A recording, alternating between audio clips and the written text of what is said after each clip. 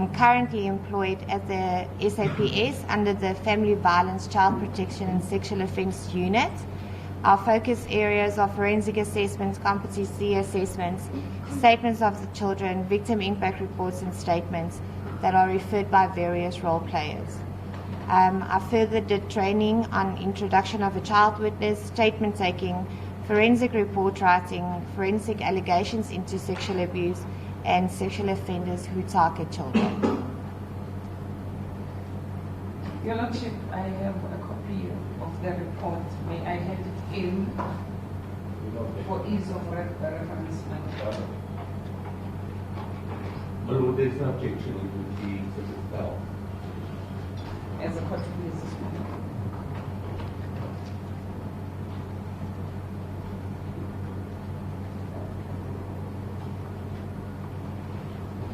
And now you compiled this report. Yes, my lord, I did. And please remember, ma'am, that in the report you are requested not to mention any names of name of the victim, the family, the school where the victim attends. That should not be disclosed in public. Noted, my lord. Ma'am, can you please proceed reading the report and to the record? My mandate and referral for the report requested was done by Advocate S.D. Nkubeni from the DPP offices in Pretoria. I was requested to do a victim impact report regarding the child concerned. My report will focus on various aspects regards to the child concerned and who was a victim of sexual abuse and sexual exploitation. I will skip the CV parts, my lord, as I've done that part. The aim of the report is to assist our High Court in highlighting the impact of the rape with regards to the child concerned. I'm sorry, my lord, I'm on page 4. Sorry, I skipped a bit. I'm sorry. With the background information, a case of rape, defeating the end of justice and illegal substances was opened with the South African Police Services at Silverton Police Station, and the child concerned was the victim of the first charge in this matter. Nicolas Ninow was found guilty on the charges as above mentioned on the 16th of September 2019. My interview process that I followed was I conducted one interview with the child concerned at the practice of the clinical psychologist. The practice of the clinical psychologist is a familiar, supportive environment to the child concerned. On page 4 at the interview process, my lord. And the child is used to the place where the interview took place, is that correct? Yes, my lord. The clinical psychologist is her therapist. And it is conducive for Yes, my lord. accommodate a child. Yes, my lord. Please proceed. My date of the interview was on the 2nd of October. I then made use of collateral resources into summarizing my views in this report. As notes of the sensitive nature of the particular case, I will also not reveal the identity of the psychologist for the child. The clinical psychologist conducted the office interviews with the child concerned as well as immediate family members. The clinical psychologist offered to conduct these interviews because the family has a trusting and supportive relationships with her and the family members. It was evident that the family members feel more comfortable with the clinical psychologist, and the unassigned social worker respected their views. So there was an interview conducted with the paternal grandparents on the 4th of October 2019, and then there was an interview conducted on the 8th of October with the maternal aunt and the biological mother. The clinical psychologist then provided me notes where I got my information from and summarized it in the report. I then go on to 7.1, the emotional and psychological trauma caused by the crime on the victim. The victim is a spontaneous 8-year little girl. It was evident in her body language that she was extremely anxious, nervous, apprehensive, and spoke softly throughout the interview with undersigned social worker. She stated that she still remembers very well what happened at the Dros restaurant and how she got hurt. She mentioned that she still experienced... Now, ma'am, I see there in paragraph 7.1.3, you indicate that she stated that she still remembers very well what happened at the Dros restaurant. Yes, my and lord. how she got hurt. And hurt, you've put it in Inverted commas, because that's how... What does it explain in your report? The inverted commas is, this is her direct words. This is how she explains how she got hurt. Having gone through the report, I see there are words where now they are words put in inverted commas. Yes, my lord, there is. So in all those instances, those were her direct words. Direct words. I'm sorry, my lord, I should have. Please proceed, ma'am. She mentioned that she still experiences nightmares on a regular basis. Her words, the boy, and what the boy did to her. The victim refers to the accused as the boy. Her words, I sometimes still see him. I remember he has brown hair, he had a red t-shirt on, and I think he has brown eyes. I see him sometimes when I have nightmares. She elaborated by indicating that she still has an image of the accused. I see him when I go to bed. I try not to imagine him and what he did to me. I just try to fall asleep. It was clear from the information that I received from the victim that she still has instructive memories of the accused. When asked who she shares her nightmares with, she mentions her words, I don't speak to anyone because I don't want to put stress on my family. My nightmares make me mostly feel afraid and scared. I'm scared he comes into my room like he did in the bathroom. He told me if I tell anyone just one small detail, he would kill me. Now, ma'am, at that stage when she was verbalizing those words, how were her emotions? My lord, she was extremely anxious. It was evident that she's extremely fearful. She spoke softly throughout. You could truly see in her body language that it's a physical emotion for her, that she was fear. You could physically see it. Ms. Proceed.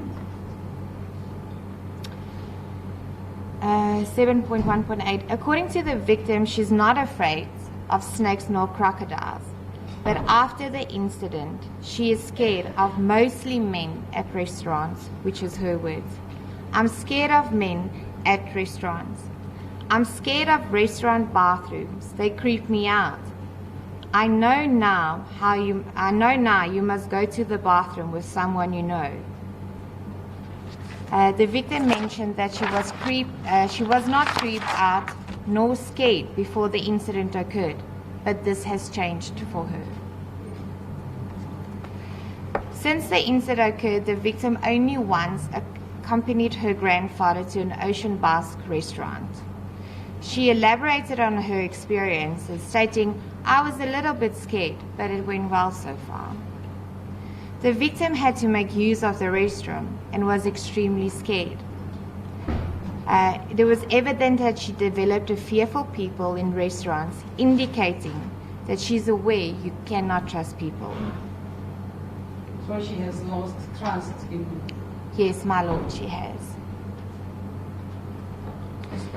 She experienced the court proceedings as extremely frightening.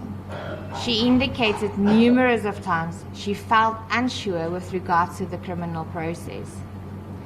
She recalls very well that she had to wear an oversized hoodie to cover her face in order to protect her identity. She recalls the hoodie made her feel scared. She relays that the testifying in court was very scary. She felt extremely afraid and described the court as dark. Her overall experiences of the criminal court proceedings was that it made her feel very scared. Her experiences of the court environment made her words, feel nauseous and felt very, very, very confused. A lot more confused after what happened. The court asked me very confusing questions. It made me just feel confused.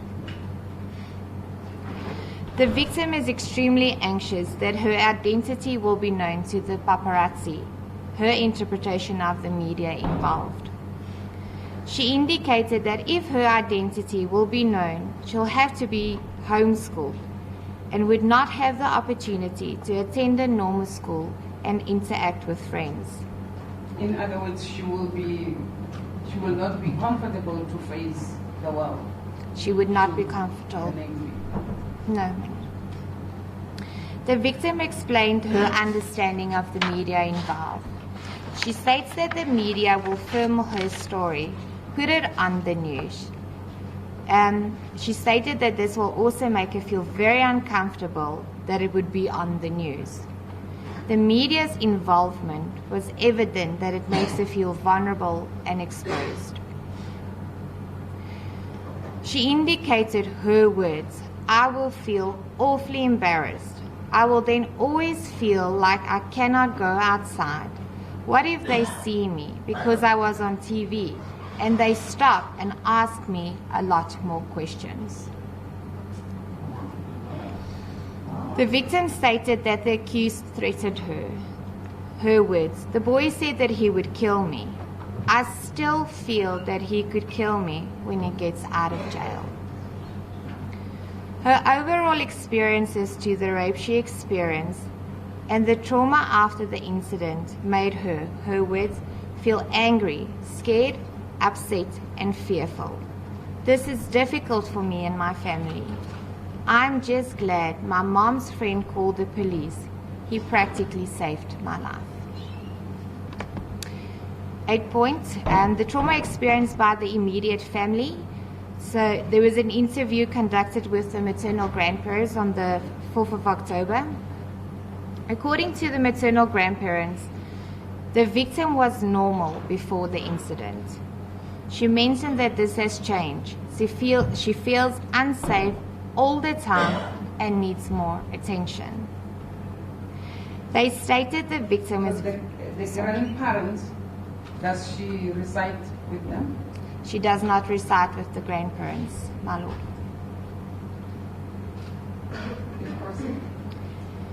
They stated that she's very emotional after the incident and she cries a lot. The incident also impacted on her academically achievement in accordance with the maternal grandparents. Do you know if maybe she passed the grade that she was in last year? She did pass the grade that she was in last year. And was it the same level that she's been passing, performing at school, or was there any change? It's the same level, but she did pass, but she was with her. Yeah. She did not do as good as she. No, my lord, she did no. It impacted on her academics. So. The incident was a big change for them. It was negatively impacted financially, and they are struggling emotionally.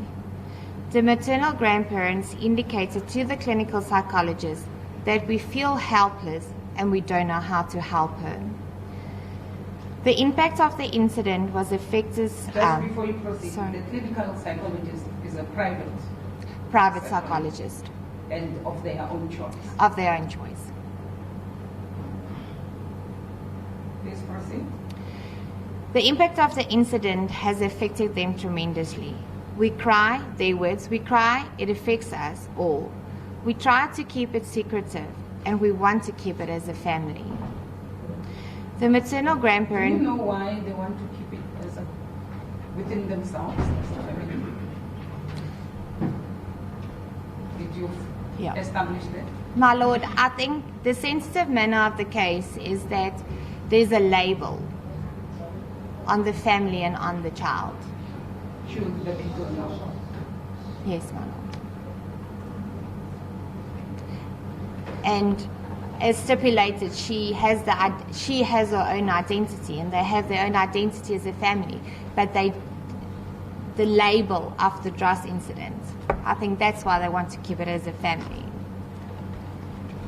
Proceed. The maternal grandparents stated they feel the matter is private and they should keep it with the close family. It was evident from the information that the victim is also more alert on social media of women and child abuse. She would ask questions to the maternal grandparents, and that will make them feel numb because they don't know how to answer her. Was it pertaining to this particular case, or what happened? Not to the particular case, my lord. She's a lot more aware of women and child abuse. So she would ask questions, putting others first, knowing that she's also in the situation, but she puts others first. She asks a lot more questions now. Proceed. The maternal grandparents also informed that the night when she had to testify, the previous night before she had to testify, due to the traumatic news, she wet her bed and she was extremely scared. The maternal grandparents were asked, what are their expectations for the outcome of the court proceedings? They stated, their words, we will leave it to the judge. We forgive this boy. We don't know why he did it. For our own sake, we want to heal. We will leave it to the judge. We forgive him for our own wealth. The information gathered... Before we proceed on that one, let's go to 8.1.9. You say you were informed that the night before she came to testify in court, she did wet her bed. She did. Did she openly tell them in the morning, or did they have to find out themselves? They had to find out themselves.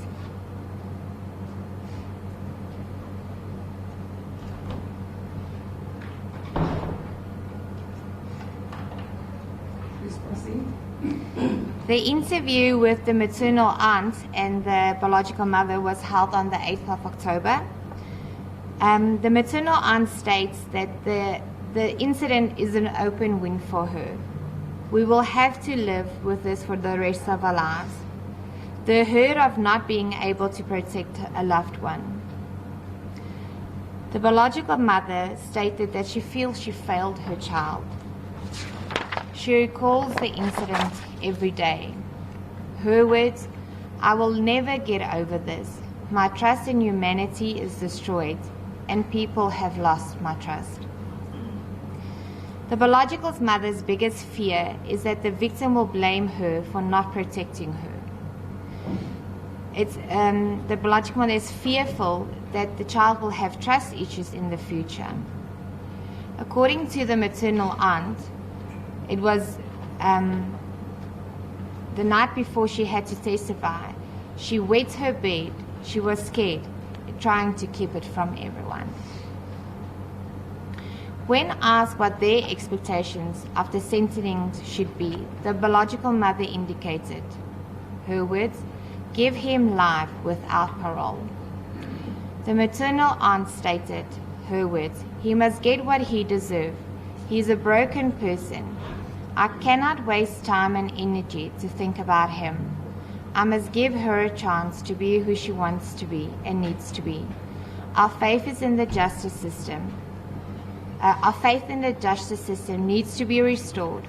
We need hope for surviving victims. This system is painful.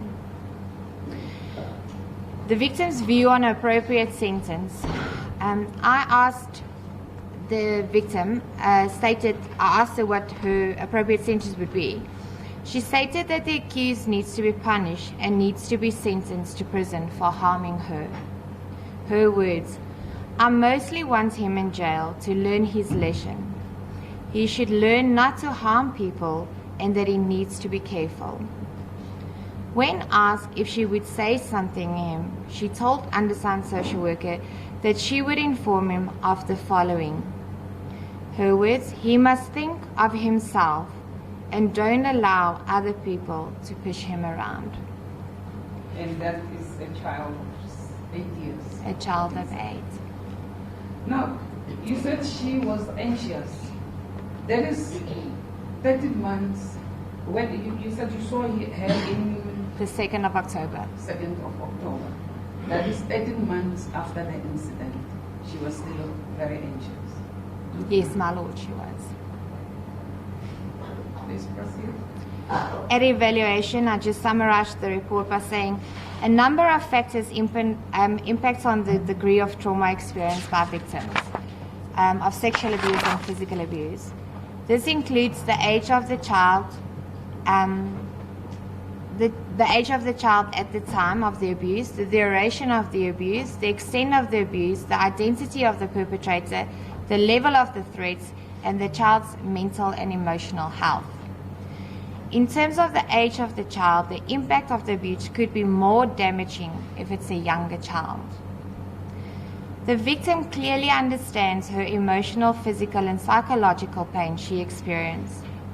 She associates her trauma experience with fear, which will impact on her psychological development in her near future. Ma'am, in 10.2 you say in terms of the age of the child, the impact of abuse could be more damaging for younger Children. for the younger child. What do you mean by that? Hello? 10.2.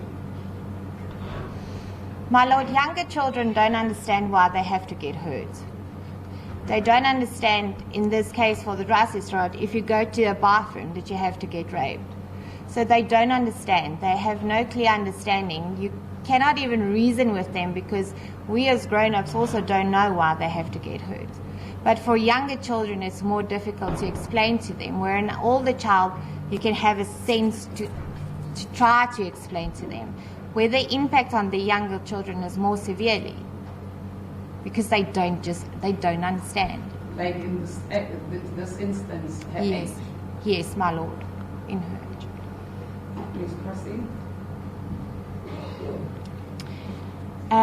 The accused has left this child with emotional scarring towards, with the impact that he have caused her, that will leave her with a negative self-image and a low self-esteem, which will enhances the victim with vulnerability.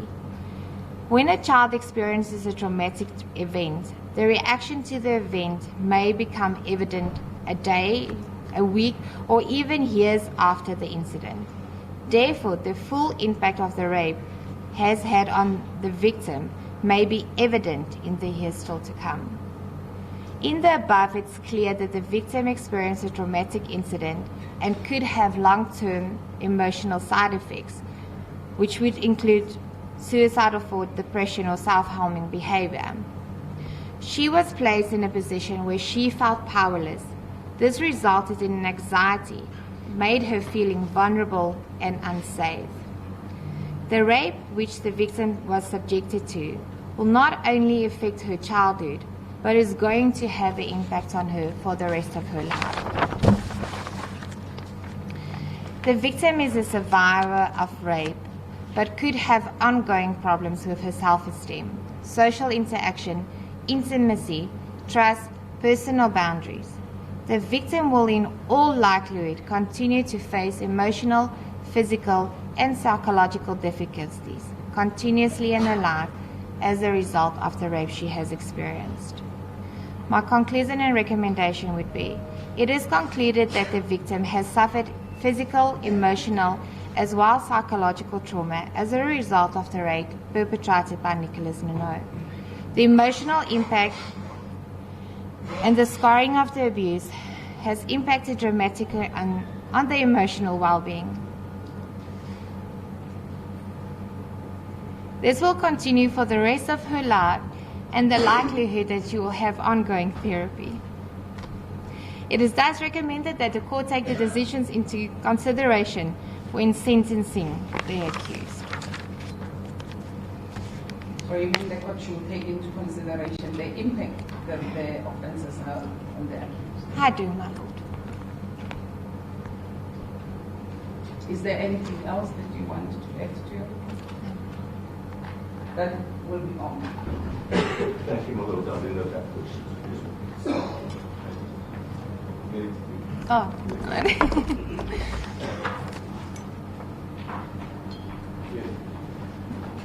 That is the state's case.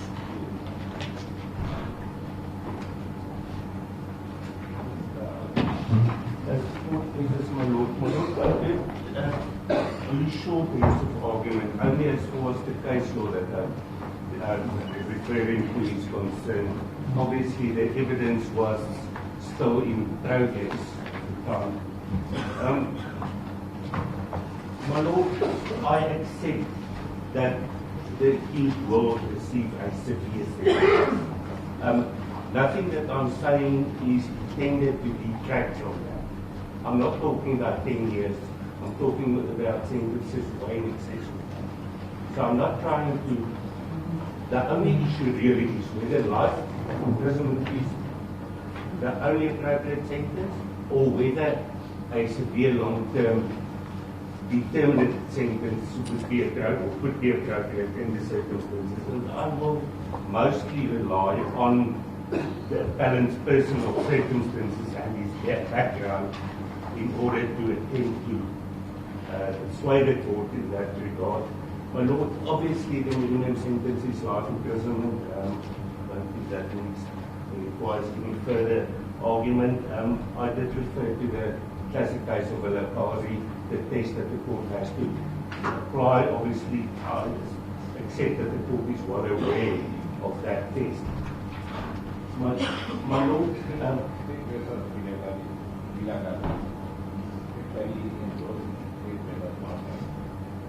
yes, and indeed, yes, indeed, my lord.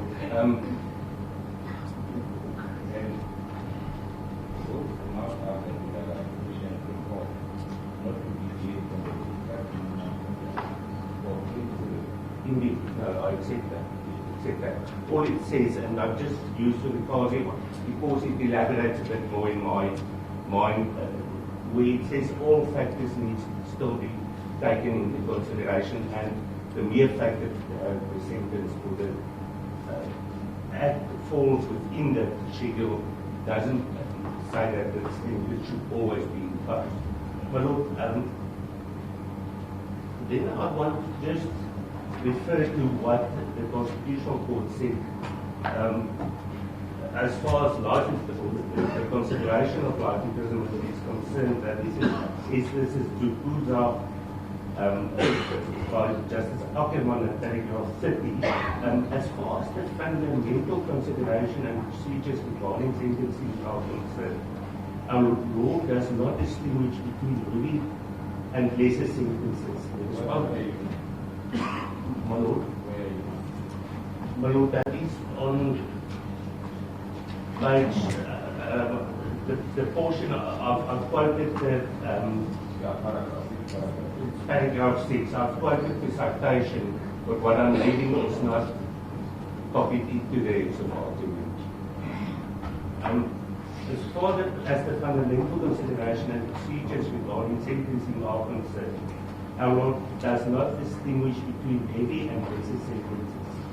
The responsibility resting on the judicial officer may well be more onerous in human terms when considering the choice between the sentence of life imprisonment and the lesser sentence on the one hand than when considering the choice between sentences of 3 or 5 years imprisonment or choices between custodial and non-custodial sentences.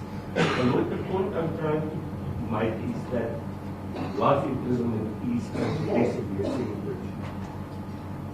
And the following, this is in the argument, it's the quote from the High Court judgment in Gaga. I know that the Supreme Court appealed, rather the Constitutional Court eventually overturned that decision, but my suspicion is that this statement of what life imprisonment entails is still accurate and should stand, My Lord, a sentence of imprisonment for life, irrespective of the policies and procedures to which such sentence may be subjected by the Department of Corrections, Law Services, must be regarded by the court imposing it as having the potential consequence, at the very least, that the accused so sentenced will indeed be incarcerated until his death. It is an extreme sentence. It is the most severe sentence which may lawfully be imposed on an accused such as the one now before court.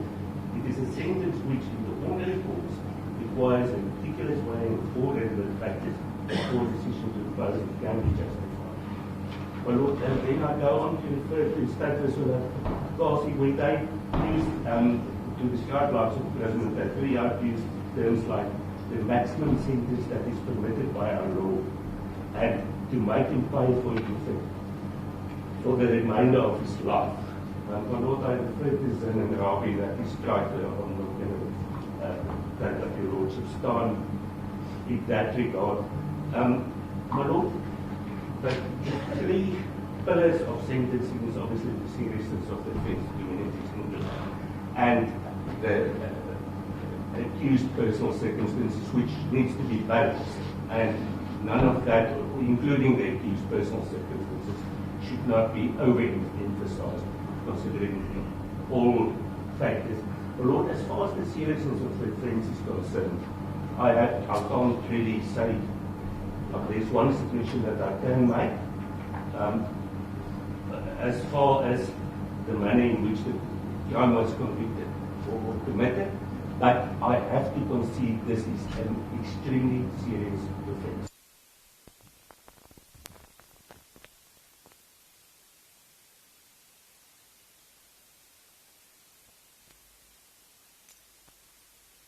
It was cited with approval in State v. De Beer, which is a Supreme Court of Appeal decision, where it was considered that in the past, before the Sexual Offences Act came into operation, certain types of penetration which would previously have been considered indecent assault now falls under the Minimum Sentence Act, and suddenly life imprisonment become applicable.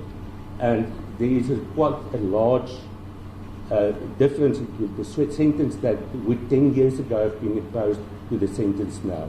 So that is something that the court must consider in considering whether substantial and compelling circumstances are present. I can say no more as far as the seriousness of the offence is concerned. Then to go on to the community interest. Obviously, the community is justifiably outraged at the commission of this offence. I have to accept that. But my submission is that the community's call for vengeance should not be afforded undue weight and elevated above his personal circumstances. I refer to State v. Flanagan, where it says it's not in the community's interest if a sentence is too light or too harsh. The community interest requires sentence to be balanced. I refer to Justice Majid's words in S v. SNM. One cannot only sentence to satisfy public demand for revenge. And also S v.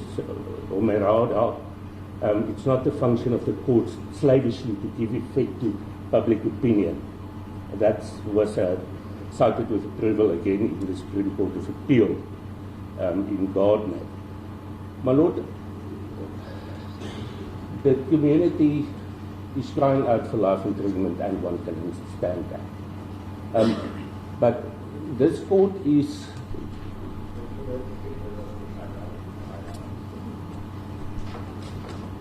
my Lord, I'm not sure. I accept that the community's views does have a place. All I'm saying is it should not displace the court's eventual responsibility.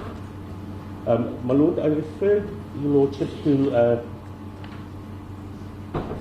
that is the Omerada that says true justice can only be meted out by one who is properly informed and objective. Members of the community, no matter how closely involved with the crime, the victim or the criminal, will never possess either sufficient comprehension of or insight into what is relevant or the objectivity to analyze and reconcile them as fair sentencing requires. That is why public or private indignation can be no more than one factor in the equation which adds up to a proper sentence, and why a court, like a parentis for the society, is responsible for working out the answer. Now, my Lord, all I'm asking is, as I said, justifiably the community out there wants life imprisonment, but this court has the responsibility to temper, or not temper, I'll put it this way, my Lord, to just weigh all the factors and not only the seriousness of the offence alone in isolation. My Lord, it would not serve public interest to impose a sentence that is too severe, because the sentence would reach a point where the increases in severity of the sentence would become affected by a law of diminishing returns, where the deterrent value of the sentence would progressively decrease. Retribution has anyhow yielded as an aspect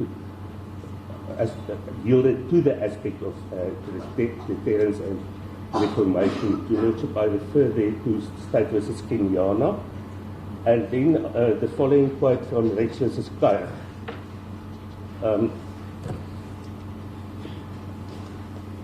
While the deterrent effect of punishment has remained as important as ever, it is, I think, correct to say that the retributive aspect has tended to yield ground to the aspects of prevention and correction. That is no doubt a good thing, but the element of retribution, historically important, is by no means absent from the modern approach. It is not wrong that the natural indignation of interested persons or of the community at large should receive some recognition and the sentence that the court imposed. It is not irrelevant to bear in mind that if sentences for serious crime is too lenient, the administration of justice may fall into disrepute, and injured persons might be inclined to take the law into their own hands. Now, obviously, the latter part of that quotation is not in my interest, but I just quoted the complete portion to be fair. The State versus Markey, which I also refer to, states that the interest of society is best served where accused persons are reformed. There's also a lot of authority, and I'll mention a few, but the accused should not be sacrificed on the altar of deterrence. And the following statement from Dodo by Justice Ackerman again,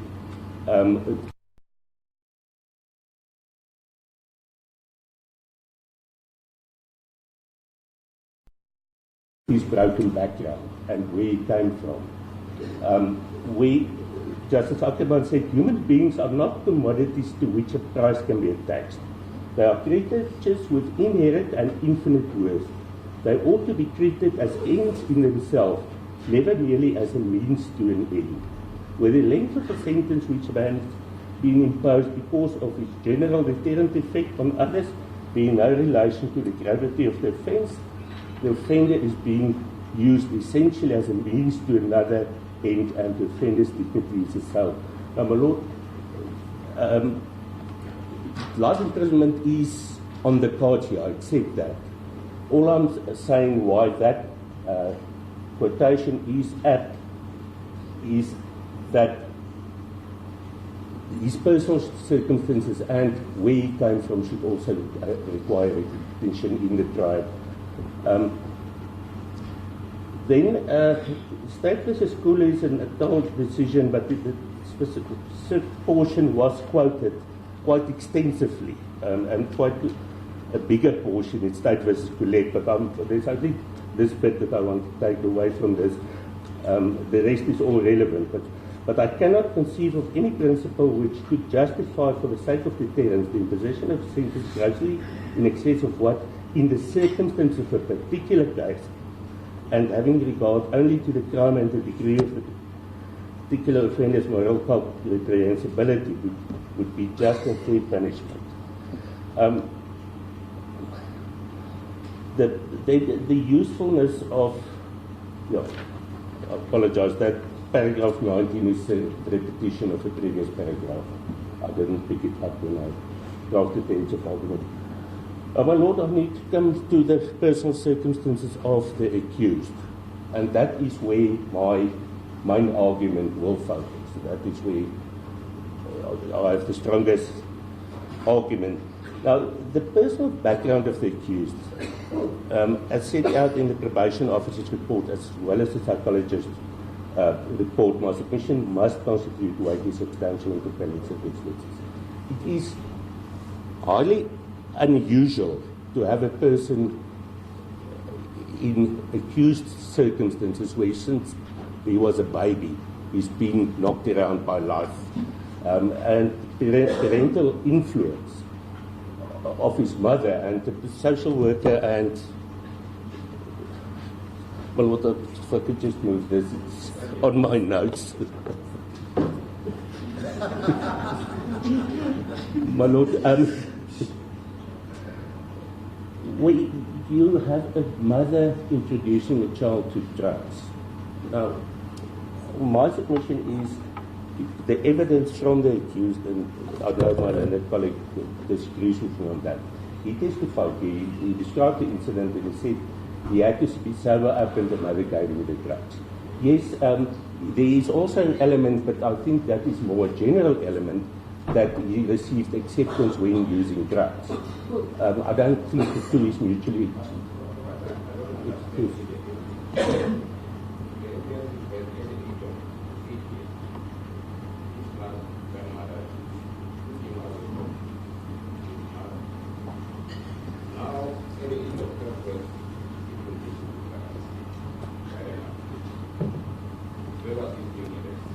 My Lord, he was staying with the grandmother, and it appears from all accounts that she had a wholesome influence on him. But the mother's influence wasn't totally eliminated, and the damage done up till that time surely just didn't disappear.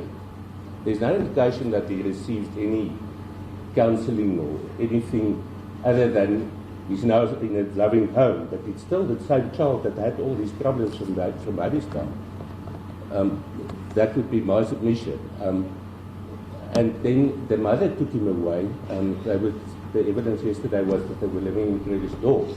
So she took him to a different town away from the mother for the weekend, and then things got out of hand.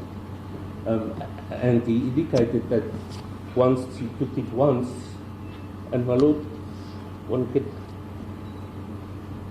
accept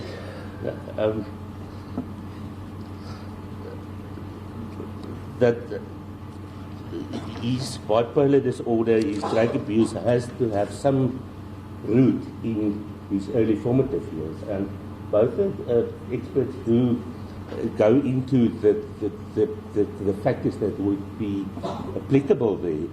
But my submission is a broken individual, and my submission would be we can't just now throw him away.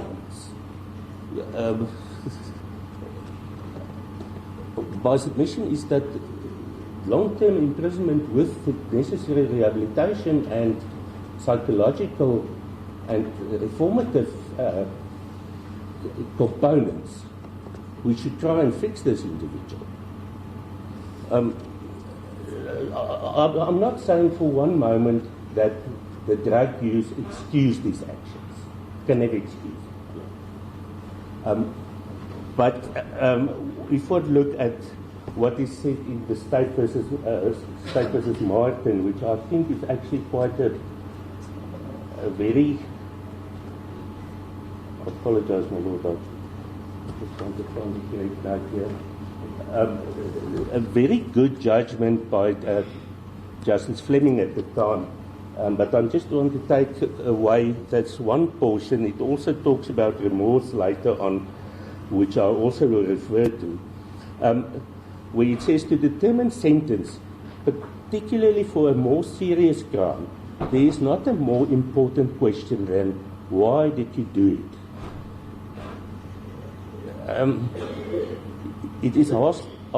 It's hardly excusable to ask the accused how many children he has and to omit the question, why did you do it? Only in an exceptional case will the answer to that question not be dominant in getting to understand the influence on the accused and generally to discover the true degree of moral reprehensibility. My Lord, what I'm saying here, drug abuse does not excuse it. And your Lordship has pointed out, and that is 100% accurate, that he admitted, and that is still his case, that he was criminally capable. There's no issue of criminal incapacity in the legal sense of the word that he should be found not guilty or should be totally excused. But it did have an influence. And he is also not a person that stood up one morning as an adult, responsible, and decided to act antisocial or to experiment with drugs for fun or anything. He was really, if one looked at that history, he was predisposed to. Mother was an addict, exposed to it since a young age, as a child, exposed, and he needs to be considered on a different footing than another person as far as his drug use is concerned. It's true that he admitted to still using the drugs in prison. My Lord, that is something you could very easily have.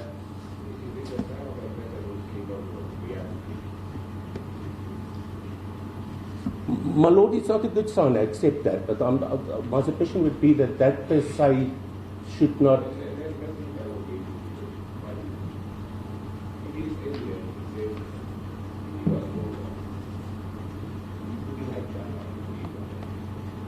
Yes, my Lord.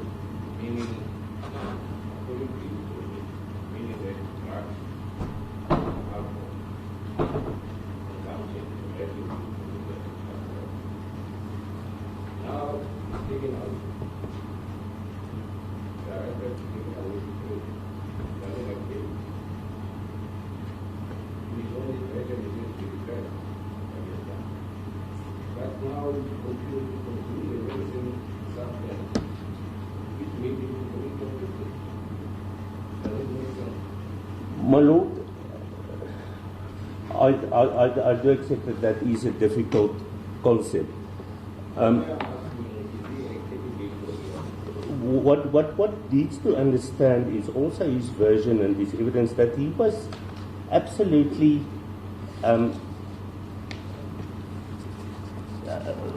he doesn't see light at the end of the tunnel a lot of days. He's given up on certain doubts. And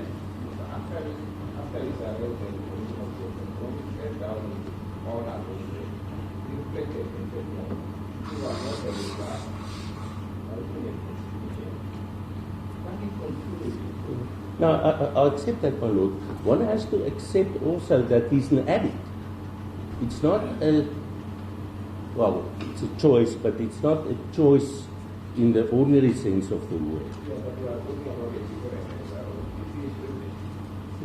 And unfortunately, it appears I've had another client who turned.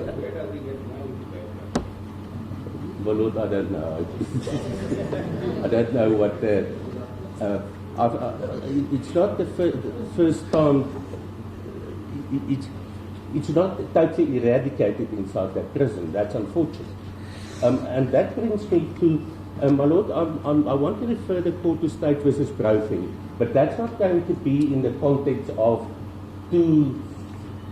twice the time incarcerated awaited trial that they want to use Brophy. Yeah, my Lord, exactly. My Lord, 13 months. My Lord, but what I want to take away from Rapist, last year September, my Lord, 22, it was,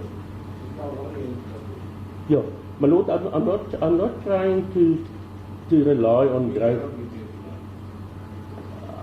I'm not trying to rely on growth in the sense that of that time awaiting the trial. What I'm trying to say is, as far as the conditions in prison is concerned, there is no rehabilitation there.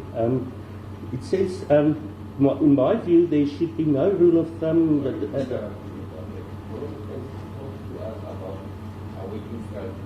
Yes, my Lord. Yes, my Lord. But it does state what the difference between the two are. And that is what I want to try and highlight here.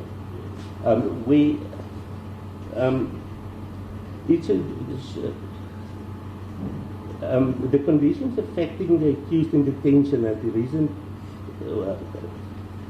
what it says is that there is no education and rehabilitation programs for awaiting trial prisoners.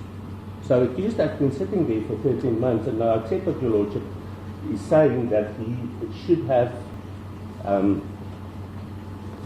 realized that it's drugs that got him there.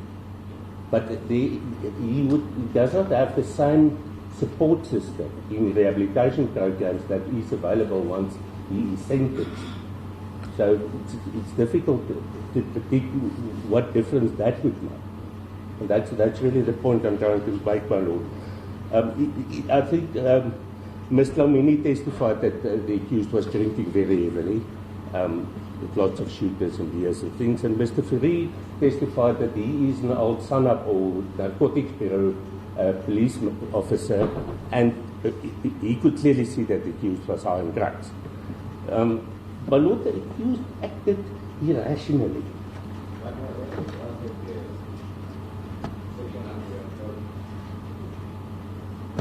My Lord? Yes.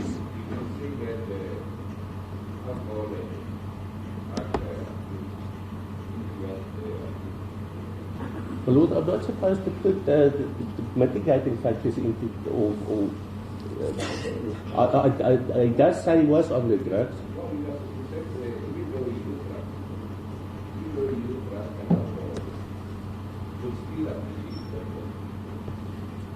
Yeah. In the sense of legal guilt, my Lord, and that is obviously why that is in there, is to say, yes, I'm not trying to hide between criminal incapacity. That is why that is in there. That is the context that is used in there. My Lord, if one look at, as far as the diminished criminal capacity is concerned, I would say the court to Reimer's case, and my question is where they talk about irrational behavior. And my submission would be, considering what happened on that day at the trial, that was irrational. I don't think there's anybody here in this courtroom, with the possible exception of the accused, that can understand how that even could have happened. Also, my Lord, he was young. I refer your Lordship to State versus Leenberg, where it says in iets in Afrikaans, jeugdigheid is 'n onvolwassenheid, gebrek aan lewenservaring, onbesonnenheid, toestand van vatbaarheid vir beïnvloeding. So it's lack of experience, impulsiveness, susceptible for influences. My Lord, I'm talking about the use of the drug that I will argue had some influence, and I will argue that that just confirms at his young age, and I know what is said in Machichi, but that oft-quoted paragraph refers to a 27-year-old, that youth isn't per se mitigating factor without exploring the background and development. I think we've got sufficient information on that for that to go into the equation. My Lord, also, he's a first offender, and I will want to quote from State versus Wood, which I think is also very apposite in this particular case. And I do accept that there's a vast difference in the sentence and the offence, considering this as against that the State versus Wood. But I think that the principle is still active, specifically here. The question of an appropriate sentence in the case of a first offender must always present the judicial officer with problems of particular difficulty. The publicity of the trial, the exposure as a criminal, the far-reaching and often devastating effect of imprisonment on his social, family and economic life. In cases of first offender, aspects of punishment which never should be overlooked. Now, the accused has lost his fiancée, the accused will probably never know his child. Those are all other factors, and the world knows it's a Dros rapist. You will go through life with that stigma. To his own giving, yes, but that is something that is still relevant. My Lord, then if one want to talk, in paragraph 30, I talk about the fact that it's drug intoxication. Intoxication is an important mitigating factor. Breakdown, inhibitions, diminish a person's moral blamelessness, often act in a manner that they would not even consider when they are sober. He said he was acting in a different way, was acting differently from what he would normally do. Lord, I did find something which is also not in my age of argument. It's a quote from State versus Ndlovu, which might be also just to substantiate my submission that the fact that he was on drugs, although it cannot excuse him, cannot be disregarded, and it could have an influence on his moral blamelessness. Where it says it's State versus Ndlovu, it's brackets 2, it's a second Ndlovu case, it's 1965 4 SA 692 Supreme Court of Appeal decision, where it says intoxication is one of humanity's age-old frailties, which may, depending on the circumstances, reduce the moral blamelessness of a crime and may even evoke a touch of compassion through the perspective, understanding that man seeking solace or pleasure in liquor may easily overindulge and thereby do the things which sober he would not do. On the other hand, intoxication may again, depending on the circumstances, prove aggravating circumstances. For example, if he deliberately fortifies himself with liquor. My Lord, the final aspect, and I'm just putting it in the basket. It was only 13 months awaiting trial for a High Court trial. It's not a particularly long time awaiting trial, but I do refer to State versus Radebe. That is something that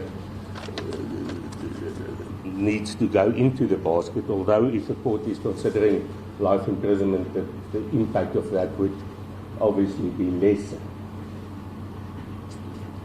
My Lord, then, if we want to look at the accused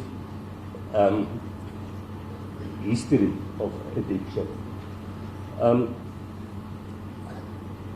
the first 3 times he went to Denmark for bipolar disorder. It was a relatively short period that didn't have any effect, and I think both the accused and his grandmother considered that he wasn't motivated at the time or he wasn't serious in rehabilitating. Then the Healing Wings episode was for a long period. It's extensive therapy, and he came out and he was clean for a year. Then his mother walks back in his life and he relapses. Out in years again was a very short time. The grandmother couldn't afford the recommended further 3 months. So my submission is all of this. If one remember, he's an addict. It's not a question. His resolve is limited or is impaired. He's going to spend many, many years in prison. And if the prison authorities do apply the rehabilitation programs, there must be a prospect that rehabilitation would be, over such a long period, be successful. My Lord, he talks about suicide, and I think I touched on this. It seems at times he doesn't see light at the end of the tunnel. He's got no hope. And one can understand that. I think it would be a very exceptional individual that would not be concerned, even if you have remorse and you have true empathy for your victim, that would not also have an element of concern for your own future and own well-being. But it's not necessarily mutually exclusive.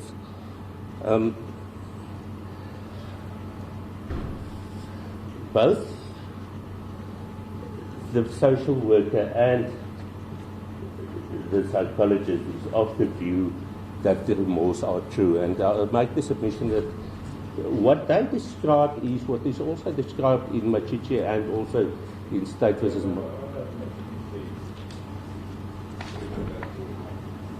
Lord, if I could just...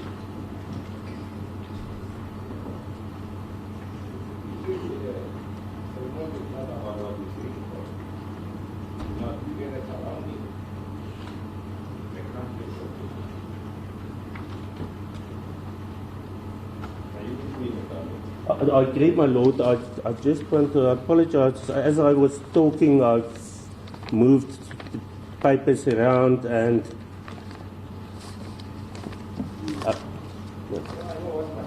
yeah, but my Lord, it talks about... it's right in front of me. I apologize, my Lord. It talks...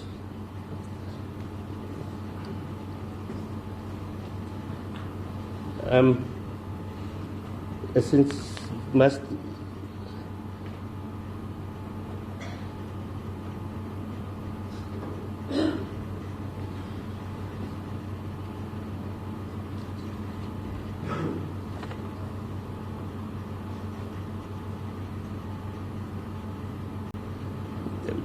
it talks about that understanding. I apologize, my Lord, I marked too many portions, so but it talks about a true appreciation of the wrong. Ja, I've got paragraph 40.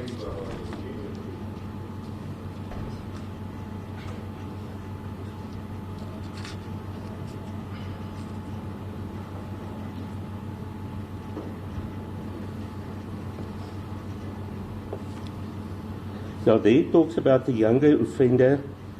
The younger offenders. Yeah, that relates to background education, etc. It talks about not feeling genuine contrition. It talks about understand. Yeah, there's an annoying pain of conscience for the plight of another. That's the portion I was looking for. I apologize for what I was only picking that out.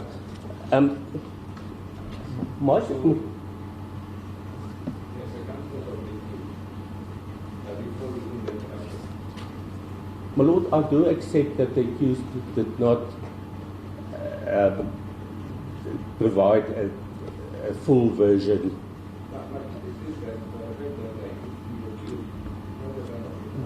I accept that, my Lord.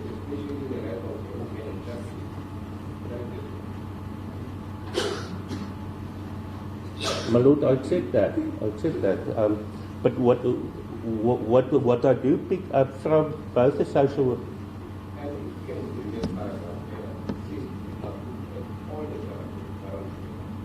Yeah,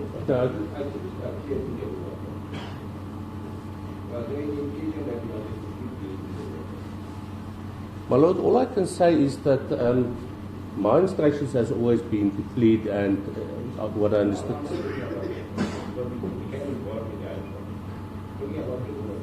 My Lord, my colleague who dealt with him also advised me that it was going to be a guilty plea. That was never. My Lord, that was not the time. He wasn't asked to plead.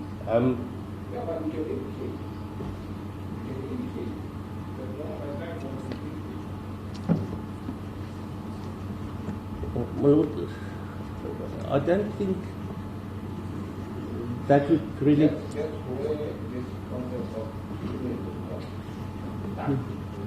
Yeah, accept that, my Lord.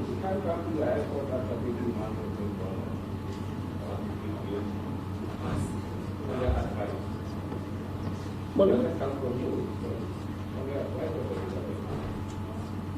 Lord, I don't want to make myself a witness in this case, but it's not.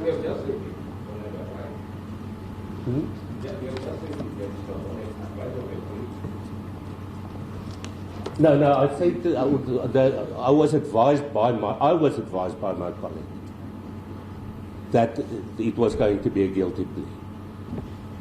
So that was never in doubt. But one could possibly stand up in a lower court and say I want to plead guilty, but it would have no effect. It would.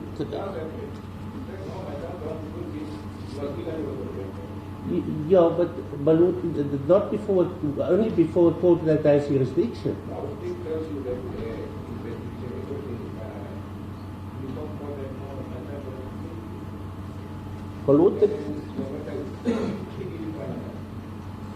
My Lord, with respect, in practice, in certain offences it could happen, but in the case that was waiting to be transferred to High Court, accused waited for the matter to be transferred to High Court and came to the High Court, and the first appearance of the High Court pleaded guilty.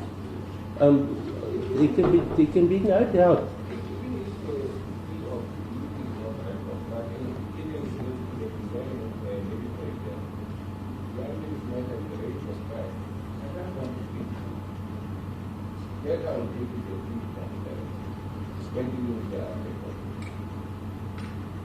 My Lord, I must say I don't agree that would have been the appropriate time, or that would have had any effect.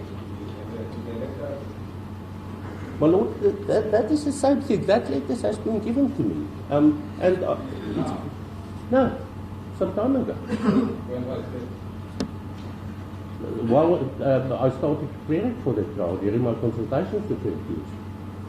But we must remember, we should not interfere with the state witnesses or potential state witnesses during that period.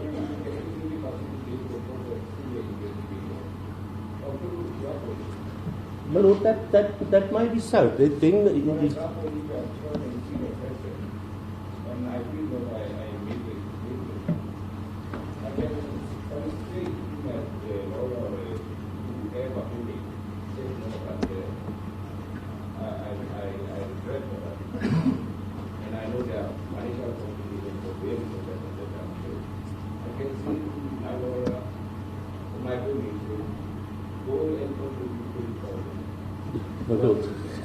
I think that would.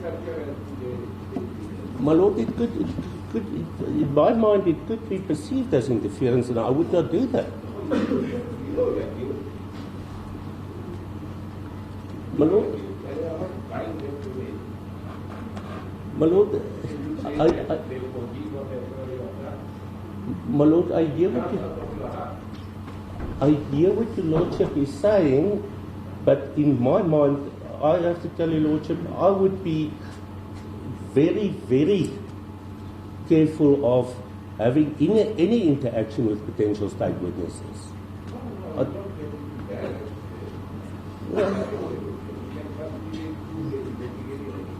Well, my Lord, I stand by my view that I thought it would be improper at the time, and that was my advice.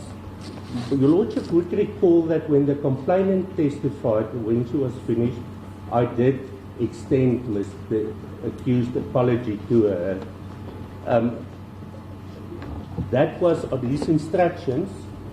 I did that because that was the only opportunity he would have had to convey that to the complainant.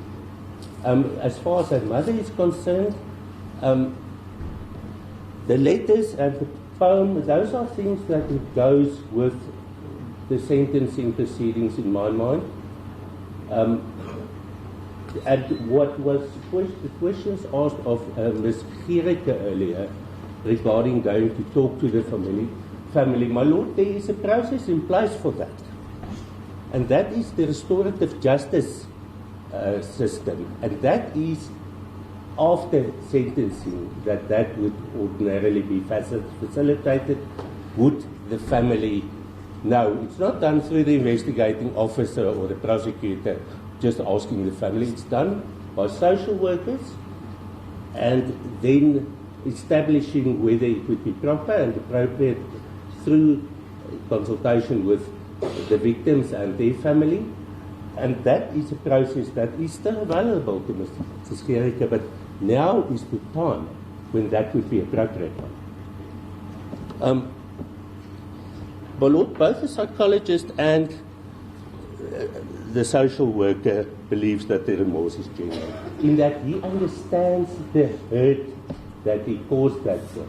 And I think that comes through in his letter, comes through in things that they've said, and it comes through in things that he's told them as well. That yes, he does feel sorry for himself. As I said, I think it would be a remarkable human being that would have no feeling of, or no consideration whatsoever for what his fate would be. But he does understand how he harmed that child. And my submission is that is experts that spend time with him, the probation officer, the social worker, and the psychologist that spends time with him. And the psychologist did mention in her statement that, yes, she accepts that he didn't tell everything to this court. She's aware of that. But she still came to the conclusion in interactions and the psychometric test that she did that his remorse is true. My lord, the probation officer makes a recommendation, my lord, of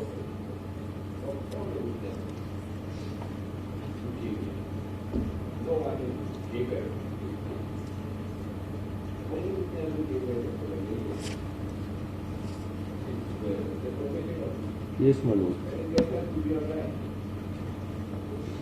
My lord, that is a state employee that is tasked with doing this.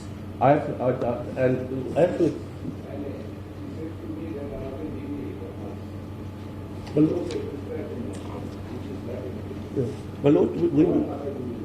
lord, what we do with that is we have a person who is an expert in one field of the law, who drafted the report, and I will submit that it is in general a very good report. But then she no, my lord, because then she ventures, my lord, now she ventures onto a field where she's not an expert. She can make a recommendation. My lord, yes. No, my lord. But that's the point I'm making, my lord.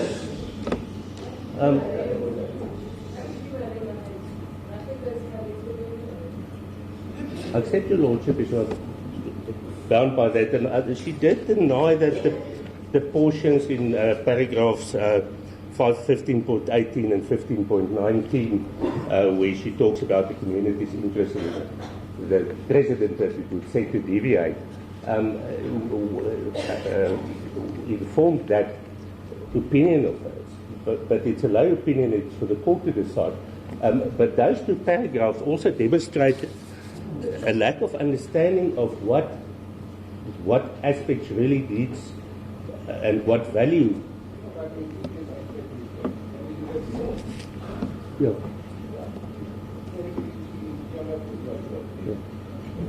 My lord, all I'm saying is those two paragraphs, what you said there, it's not legally correct, as I've pointed out to you.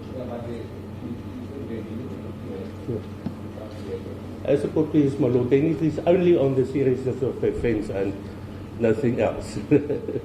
So I'll leave it at that. My lord, if I can just go to my notes. She, anyhow, my lord, just maybe to go back to that for one moment, she did say she believes his remorse is genuine, which I think is important because she was clearly not a partisan witness. My lord, I would also go on to Ms. Genis and say she's also an objective witness. She's an expert in a field.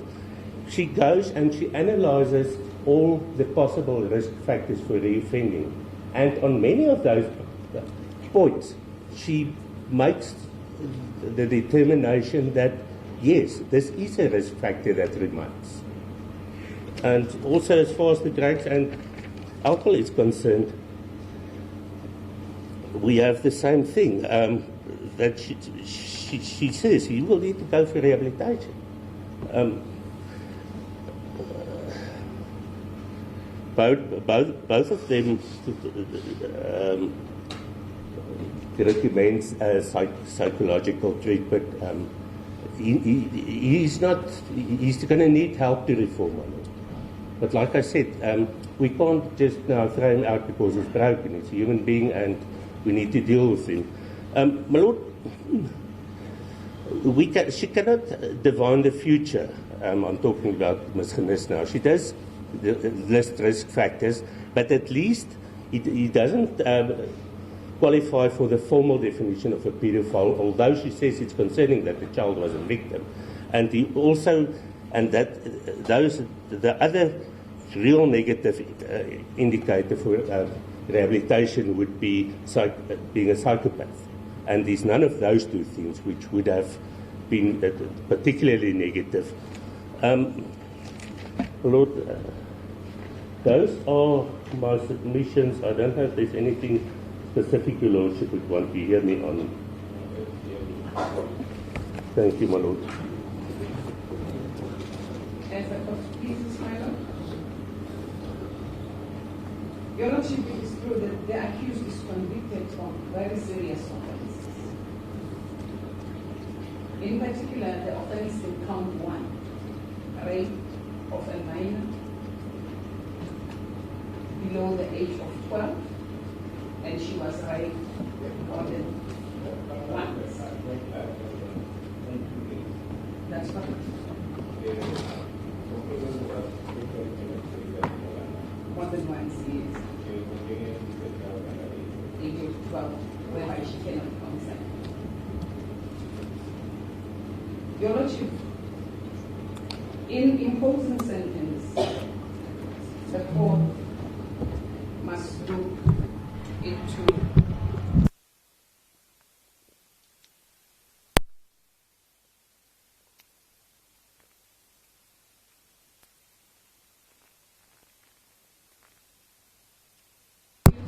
the interest of society and the impact that the offense has on the victim herself.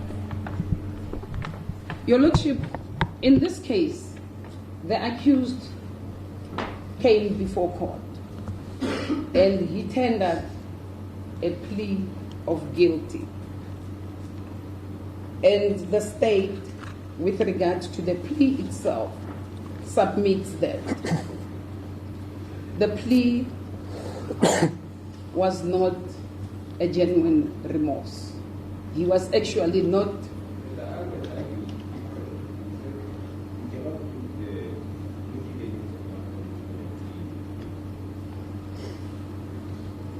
Your Lordship, yes, you cannot put mitigating factors, but you will have to take the court into full confidence and give the full account of what happened and take full responsibility of what happened.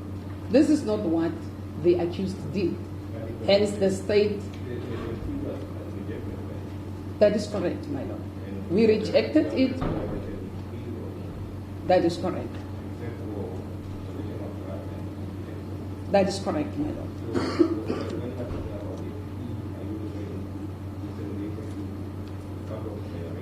Yes, that his initial intention was to purport before this court that, look, I'm pleading guilty. I don't want to waste the court's time. I am coming out clean. Yet he concealed the most important part of his plea.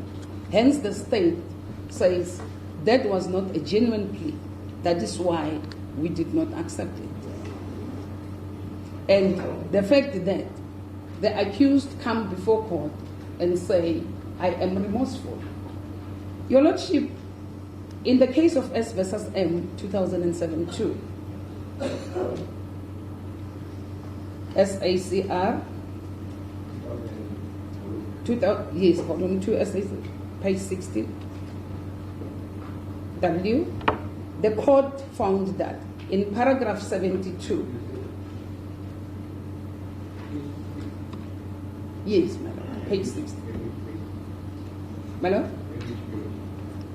That is page 60 at paragraph 72.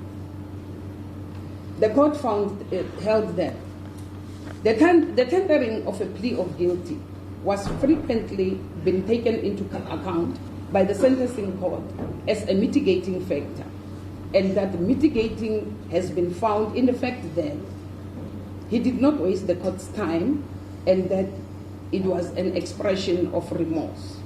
Hence, we submitted that there was no remorse. And in the very same case, in paragraph 73, that is correct, my lord. Your Lordship?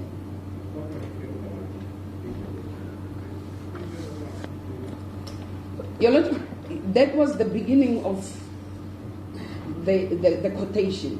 Hence, I have moved forward to indicate in paragraph 73, where the same court says, such a plea can indicate a multiple of realities and approaches. Now, it is submitted that the case against the accused was so overwhelming and incontestable that he had to plead guilty. And his plea, the guilty plea that he offered, implied nothing else than that he was being realistic, because he did not have any defense that will suffice should he have pleaded otherwise. Your Lordship, he was not honest in his plea. Now, Machichi says, a genuine contrition can only come from appreciation and acknowledgement of the extent of one's error. In order for remorse to be valid, the penitence must be sincere and the accused must take the court fully into his confidence. And that the accused did not do. Your Lordship, in S versus Mokoena 2009-2, SACR, page 309, that is the Supreme Court of Appeal Division, S versus Mokoena 2009-2, SACR, page 309, the Supreme Court of Appeal held in paragraph 9 that many accused persons might well regret their conduct, but that does not without translate the genuine remorse. And it is submitted that, Your Lordship, when one considers what the accused gave before this court, it was not remorse at all, and the state was left with no option but to call the victim to rebut his version with regard to the sequence of events. Your Lordship, in paragraph 40 of Machichi, 40, yes, the court held, remorse is a burning pain of conscience for the plight of another. Whether the offender is sincerely remorseful and not simply feeling sorry for himself or herself at having been caught is a factual question. In order for remorse to be a valid consideration, the penitence must be sincere, and the accused must take the court fully into his or her confidence. After all, before a court can find that an accused person is genuinely remorseful, it needs to have a proper application of, inter alia, what has since provoked his or her change of heart, and whether he or she does indeed have a true appreciation of the consequences of his actions. Your Lordship, in this case, as I've mentioned, he did not tell the court that he attacked the child. He actually followed the child into the bathroom. Your Lordship? Strange enough, he remembers the last aspect of having flushed the panty down the toilet pan. And he remembers most of the happenings on that day, except for those that directly, except for those which are in direct opposite of his plea of impulsive action. Your Lordship, it is submitted that he planned the offense, and his version of impulsiveness was to move away from the notion that he is fully aware that planned criminality is morally and legally seriously reprehensible. Your Lordship, the accused, despite having been convicted of planned action leading to the rape of the child, he still insists, I did not follow her. She found me in the toilet. I can remember I was sitting down and taking drugs. Your Lordship, that is not an expression of a person who is remorseful.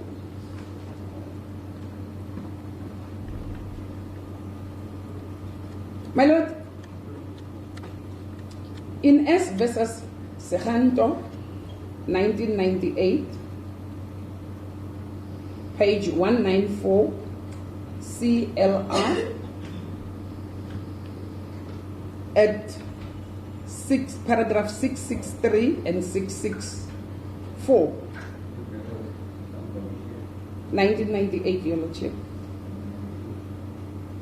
My Lord? That is volume 4. The court held that, Your Lordship, that is the full citation.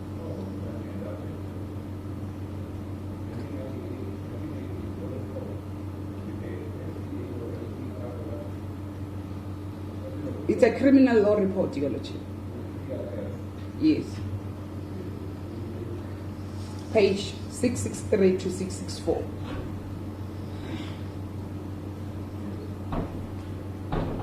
The court held that a guilty plea which indicates remorse may also be relevant as a mitigating factor to the extent that it spares the victim the necessity of undergoing the pain or the painful procedure of giving evidence.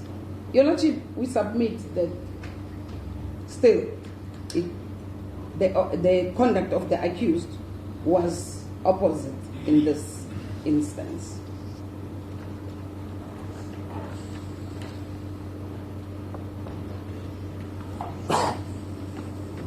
Your Lordship, the accused is not remorseful. That is my submission. The accused only feels sorry that he now has to take full responsibility for his actions, and now that he is facing life imprisonment.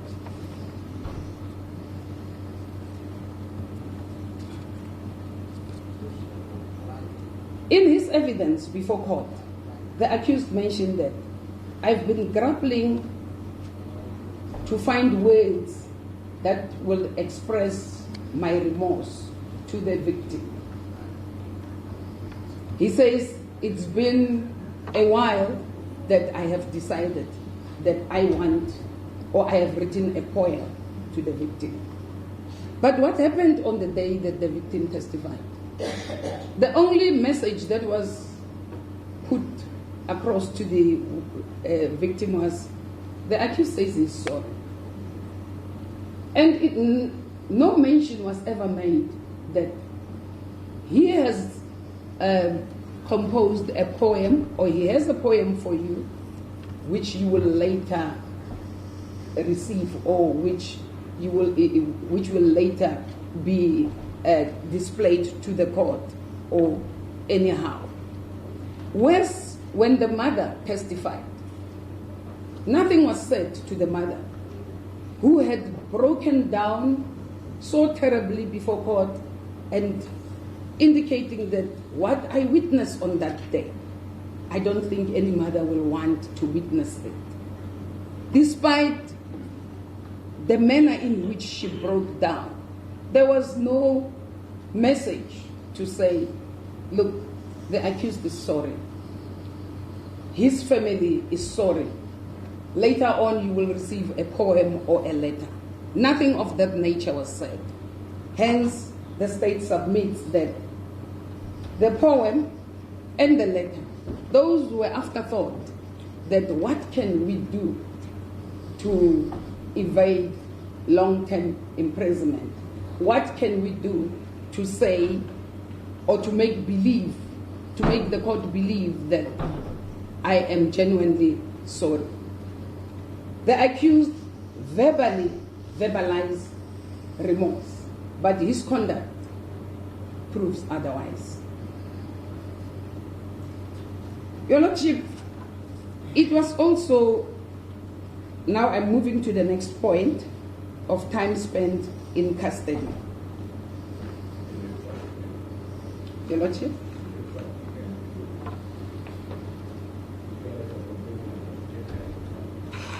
Yes, I'll end my argument with the issue of substantial and compelling circumstance. At the moment, Your Lordship, I will take the factors that were raised and factors that should be considered during sentencing proceedings.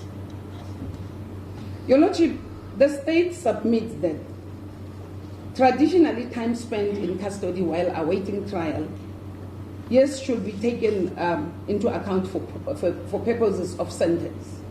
And then such time should be deducted. Traditionally, yes.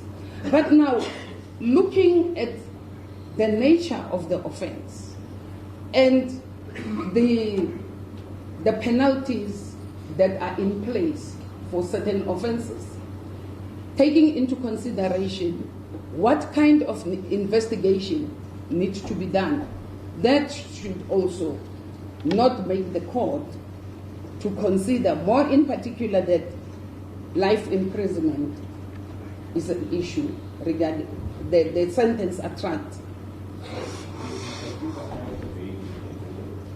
Your Lordship, he tried to apply for bail, but it was withdrawn, and his grandmother also came into play, where she mentioned that it is better if he does not apply for bail because for fear of him being attacked.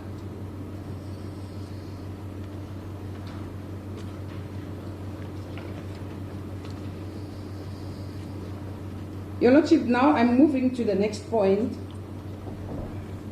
addiction of drugs or alcohol prior to the commission of... Yes, my Lord.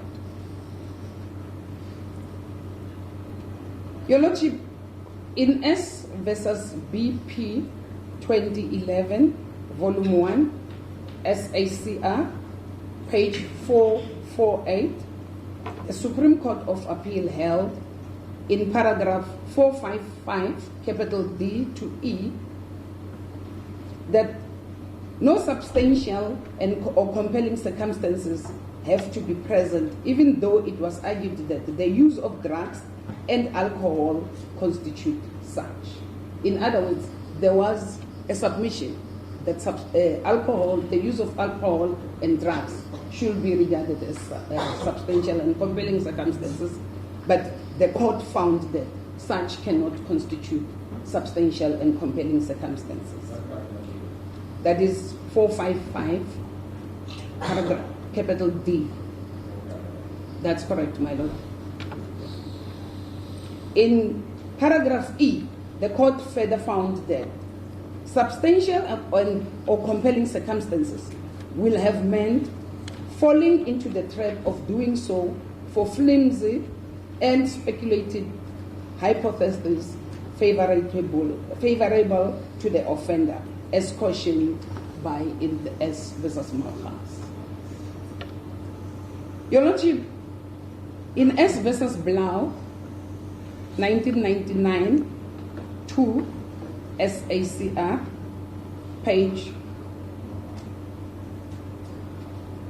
295, that is a Western Cape decision.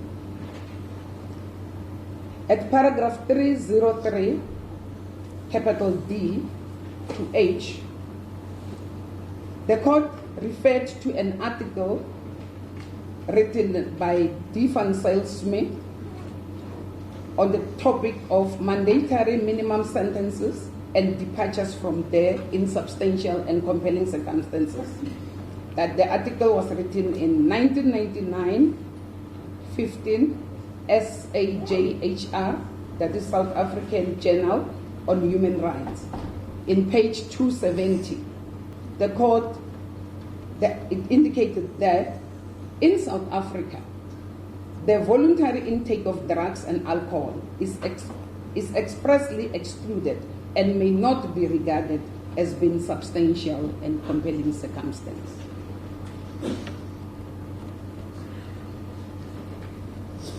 Your Lordship, in response to the fact that alcohol and drug abuse is submitted to be a factor that should constitute substantial and compelling circumstances, Your Lordship, my submission is, in the first place, when one have to consume alcohol, you have to spend money, let alone drugs. Yet he managed to get it.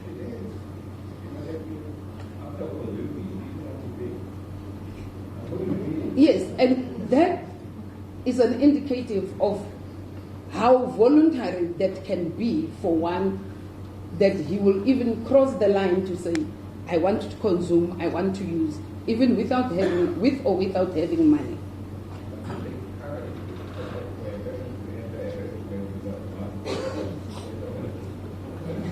That is so, Your Lordship.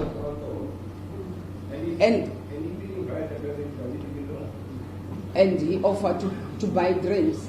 And at the end of the day, after he has committed an offense, then the court is expected to say it's a mitigatory factor. He was drunk. That should not be the case.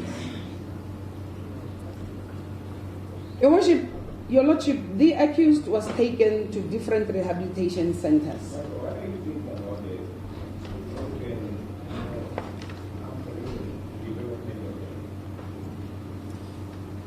Your Lordship, as I earlier on confronted him, the psychologist as well as the grandmother, that in fact, before I come to that, the psychologist said the abuse on a person as a young child can later give different emotions. And in those different emotions, such victims will end up reacting differently. And it depends on which route would one want to lead or to give himself in the route of life. Your Lordship, as much as the accused was introduced,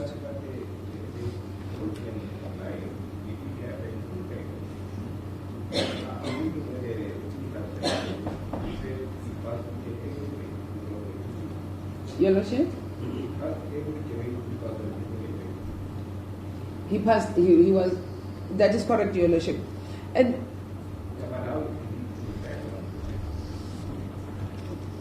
Your Lordship, in his own words, he says, on instances where I have taken drugs, I would feel much better. That is why I stopped using the medication. And despite him being taken to rehabilitation centers, he still felt, after being released, he still felt that drugs were much better than the medication that has been offered or prescribed to him. And it is difficult to, as much as there was a broken life at an early age, as a growing person, I'll come later at the issue of maturity and in the accused's life. Your Lordship, at the time of the commission of offense, and the fact that he was able, where now he was guided, then he was able to progress in life. He passed grades and he was able to participate in sports and so on. Your Lordship, if the accused accepted and took the opportunities that were offered to him, he could have been a better person.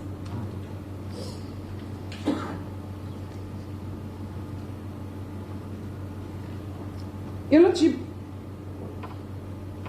with regard to the issue of drunkenness, alcohol, as well as drugs, Your Lordship, I just want to mention one last aspect regarding that. That if drunken driving is a serious offense, where now road users are seriously condemned from using alcohol or any drugs and later on get into the vehicle and drive, why would it now be regarded as a mitigating factor if a person has taken drugs and has also if a person has taken drugs and also taken alcohol, voluntarily taken drugs and alcohol, why should it be regarded as a mitigating factor when it comes to rape of a minor or rape, abuse against women and children?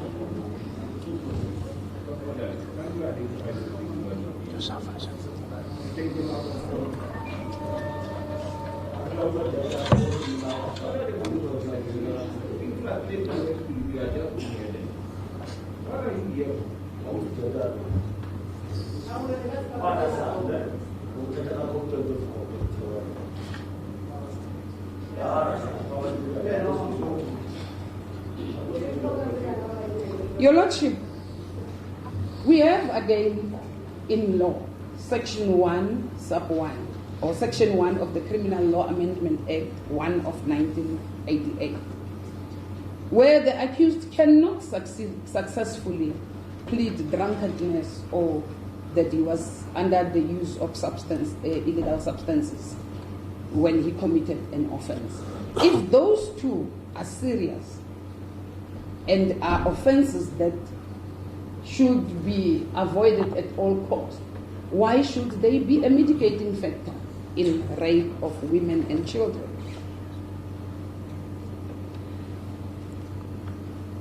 My Lord, if the accused was intoxicated or if the accused acted impulsively,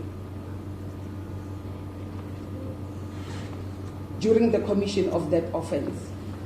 Why would he, at the time when he was apprehended in the toilet, make movements to want to ward off the people who were standing at the door? How did he manage to keep the child victim in the toilet cubicle quietly, to an extent that the person, the matron who was standing on the mirror of the toilet, could not hear any movement or hear any child speaking or anything from the inside of the toilet? Let alone, how did he manage to quieten the child when the mother was calling for her? Your Lordship, this is an indication that he clearly planned the offense and was intended to execute it as planned.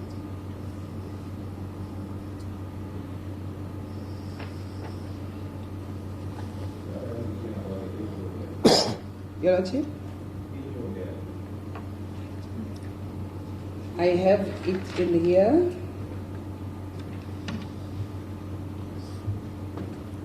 Your Lordship, I stand to agree with the decision of Majiji when it comes to the age of the accused, the age that he's young. In the case of Majiji, it was held that youthfulness should not be regarded as a mitigating factor, but aggravating factor, taking into consideration the planning that was held in that case. Also in this case, whereby the accused is convicted of a planned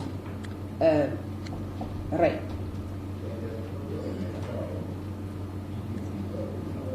No, but that's correct. Yes, Your Lordship. That is correct.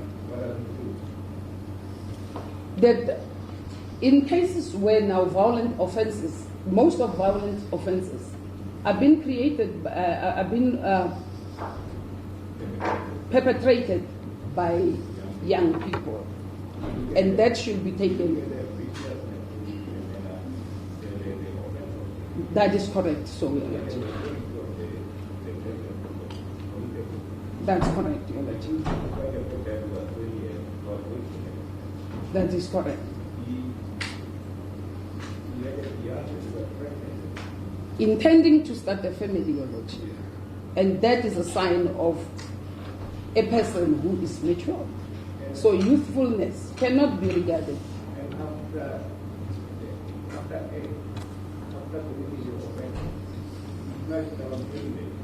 That is correct. It's a sign of maturity, Your Lordship. And again, when we compare the age of the accused vis-a-vis the age of the victim, that is a serious aggravating factor. Your Lordship, as I've indicated, with the age, the comparison of the age of the accused vis-a-vis the age of the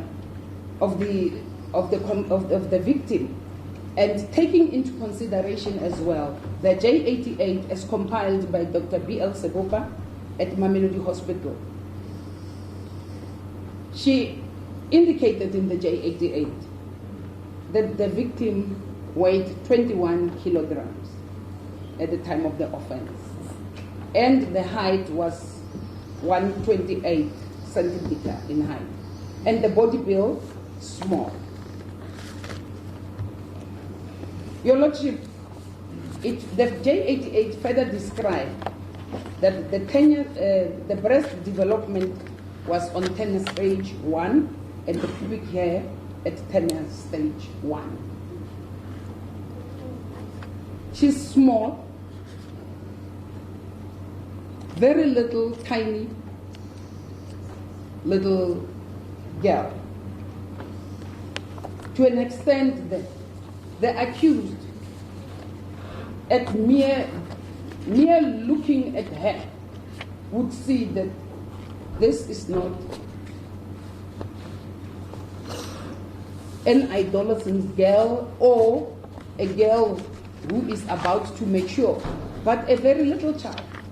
Yet that is why he preyed on her and attacked her.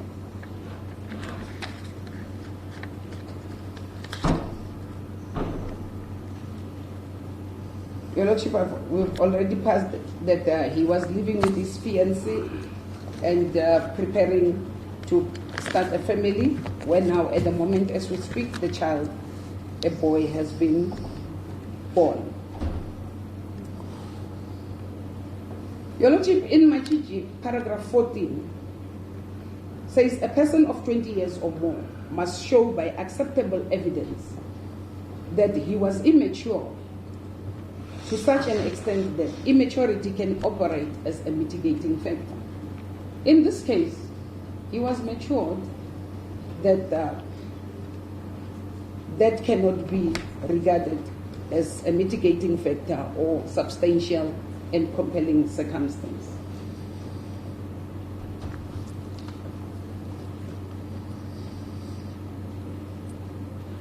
Your Lordship, in another case, S versus Patrick Vusimuzi-Ngobo, that is case number 1344 of 2016, it is an unreported case held on the 6th of February 2016 by the Supreme Court of Appeal.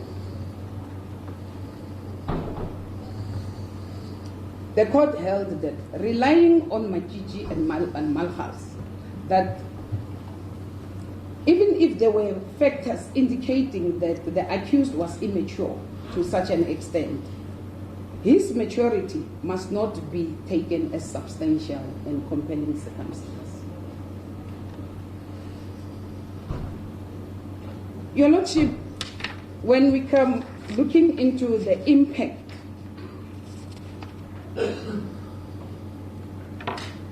before I come to the impact, my Lord, may I canvass the issue of the nature of the offense itself.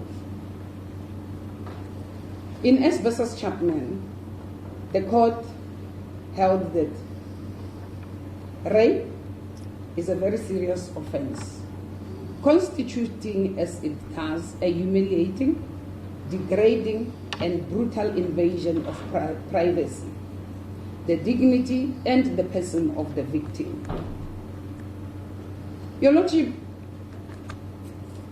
it's humiliating that where a child was attacked, raped by an adult in a public toilet, putting his penis into her mouth, penetrating her vagina with a finger, and thereafter, as if that was not enough, he takes his panty, her panty, and all the underwear. Your Lordship, the child, in her own words, says, I'm scared if they know that I am the one who was violated. People will ask questions. I'm scared if at school it will be known that I'm the one that was raped. I'll have to leave school and be homeschooled. Your Lordship, that is the extent of impact that the offense had on this child.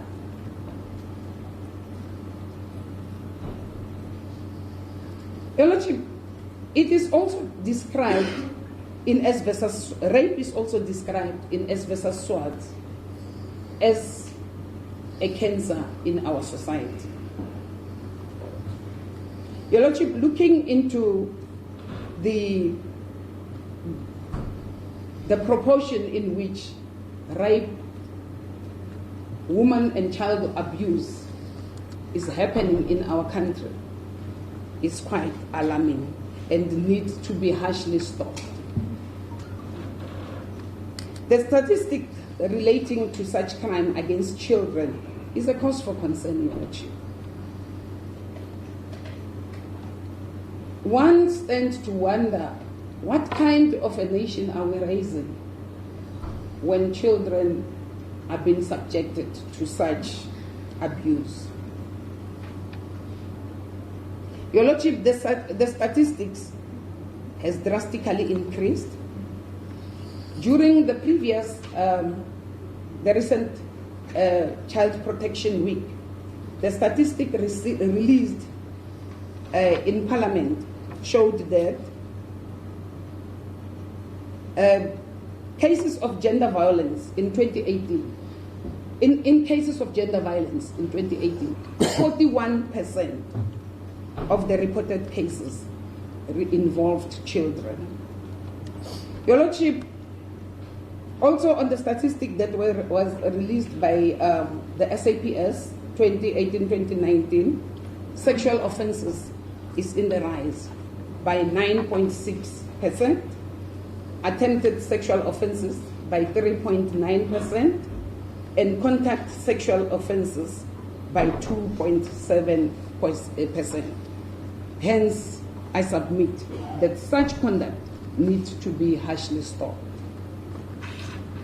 Your Lordship, in 2018, it has been reported that 2,600 children were murdered, tens of thousands of babies were abandoned, of which 2 out of 3 were reported to be dead. It was further reported that 99% of children have witnessed violence. As a result of these statistics, the humanitarian organization,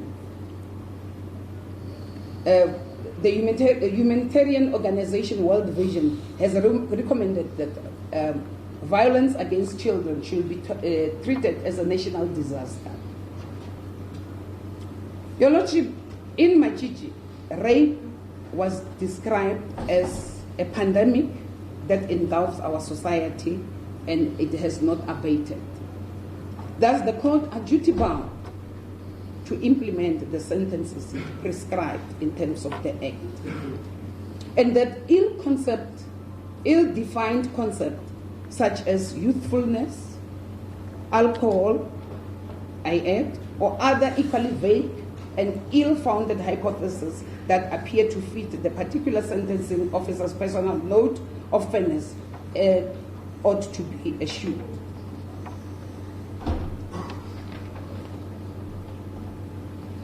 Your Lordship, not only the victim suffered as a result of this offense, the family as well.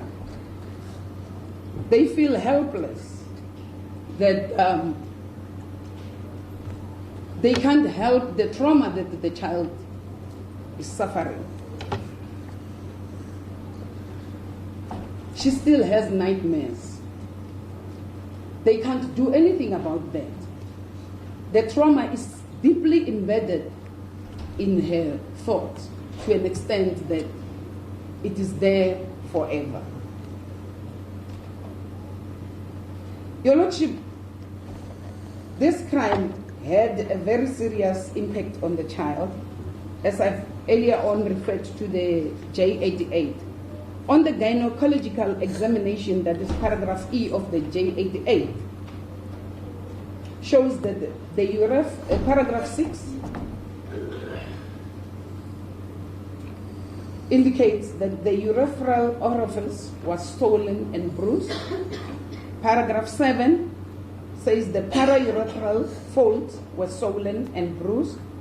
Paragraph 9 says there was a fresh laceration of plus or minus 3.5 millimeter on both inner labia minora.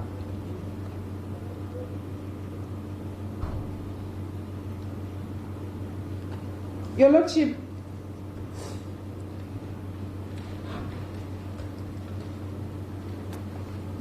the extent of trauma suffered by both by the family and the victim are very serious. Now, on my last point, last but one, the court should also take into consideration the interest of the community.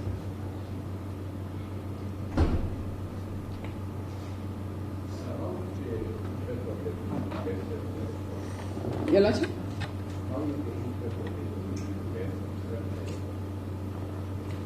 I'll submit that I think vaguely I can remember that. Your Lordship, vaguely from the top of my head, that the interest of the community is best served more on, that's my emphasis, on my own words, as the court pleases. I'll leave it to that, but my submission will be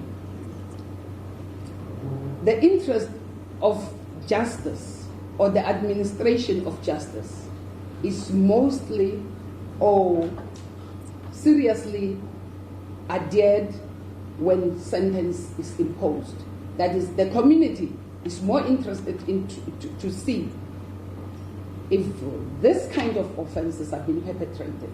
What does our court say?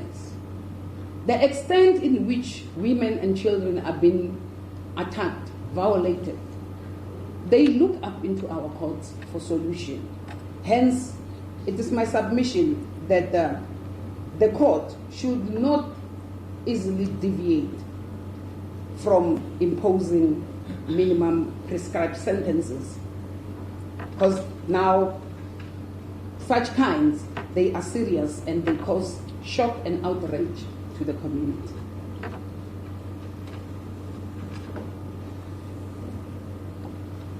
Your Lordship, in the case of, it's an unreported case which was held in this court of Jomo Molefe Serache, that is case number A, that was an appeal court, a full bench decision. The court held that rape is rife and prevalent across the country. Our courts are obliged to render a service to the community in endeavoring to send a warning to any prospective criminal to refrain from harassing and terrorizing women and children. In the case of S versus Swart, the court emphasized the seriousness of the crime and that such crimes that attract retribution and deterrence, rehabilitation will play a smaller role.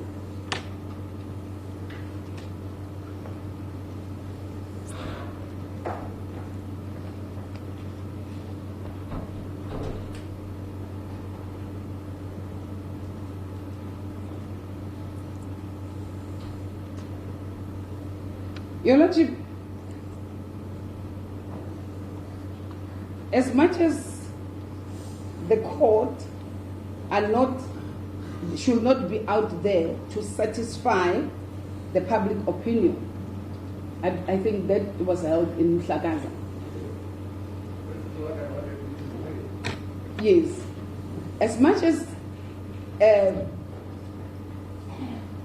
it's not, the duty of the court is not to satisfy the public opinion, but it's a flaw, that is correct. But the community or the public must be served. They must have, my submission, the public should have confidence in the justice system. And the public should know that the courts are there. Your Lordship, if lenient sentences are imposed for serious offenses, the community will tend to take the law into their hands, and the administration of justice will come into disrepute. And that should not happen.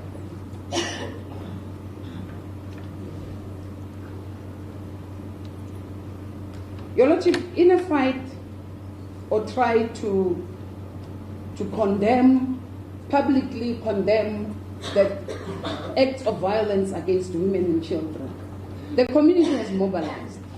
They've come out with different kinds of organizations just to make perpetrators that we are aware this must come to a stop.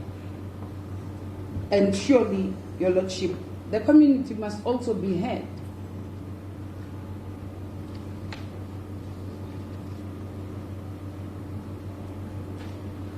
The President also mentioned that it was as a result of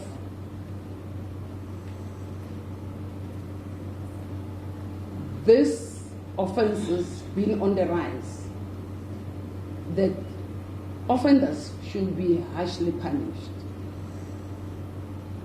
Your Lordship, it is my submission that it should happen and it should start. If it hasn't started, it should start now and here. That is my submission, Your Lordship.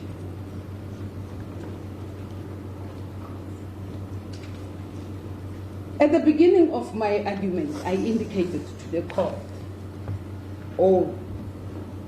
that is a given factor, that the offense in count 1 attracts life imprisonment unless there are weighty justifications that will cause the court to deviate from the minimum prescribed sentences.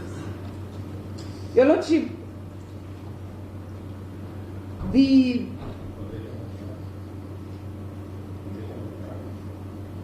not possession of drugs, Your Lordship? Possession of drugs. Your Lordship, on the possession of drugs also, it should be, no, but I've mentioned that in count 1, that count 1 calls for minimum prescribed sentence. That's correct. Now I'm arguing on substantial and compelling circumstances. Depending on the amount of drugs, there is a penal. We're looking at 5 years or more.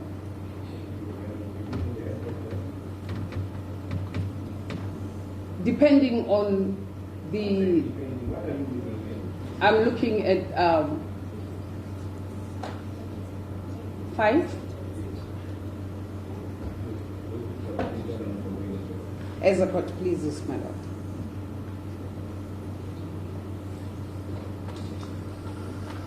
Your Lordship, substantial and compelling circumstances is not defined by the legislature, and it has been left to the court to weigh, to assess, and come to a conclusion whether there are substantial and compelling circumstances. Your Lordship, before court here is a rape of a 7-year-old, whereby the legislature calls for life imprisonment, and for the fact that a child of 12 years, 7 years, cannot consent to sexual intercourse. Now, my big question is, what can be substantial or compelling to cause the court to deviate from a person who perpetrated an offense to a 7-year-old who cannot consent to sexual intercourse, who cannot enter into any legal contract? A child of 7 years needs protection, and a child of 7 years cannot speak for herself. What can be there that can weigh heavier than rape of a 7-year-old?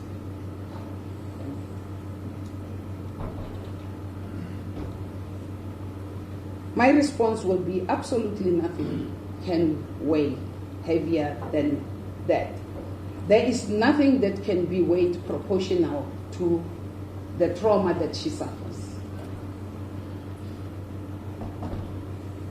There's nothing that can be proportional to cause the court to deviate from an unlawful, intentional, and planned rape of a 7-year-old. Your Lordship, in the case of Majiji, the court further held that in paragraph 20, that our court Our constitution order can hardly survive if court fail to properly patrol the boundaries of their own power by showing due deference to the legitimate domains of power of other arms of state. The court further held in the same case that Parliament have spoken. It has ordained a minimum prescribed sentences for certain specified offences, and courts are obliged to impose those sentences.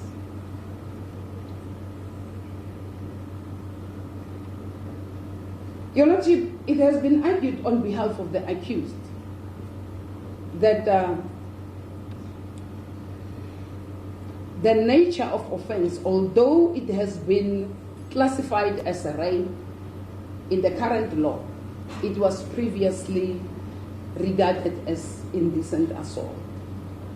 The question is, the trauma suffered, that is correct. I mean, the reason I'm raising it, it is argued that it should be viewed in a lighter sentence. That was the argument submitted before this court, my lord. It was submitted. Lord, I did refer to SC Supreme Court of Appeal authority that said one. My lord? My lord, the authority was is that.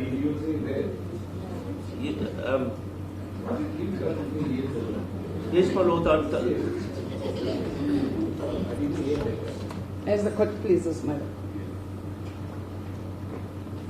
The fact that it is now included as rape, it is rape. The trauma that will be suffered is not different from if a penis was directly penetrated into.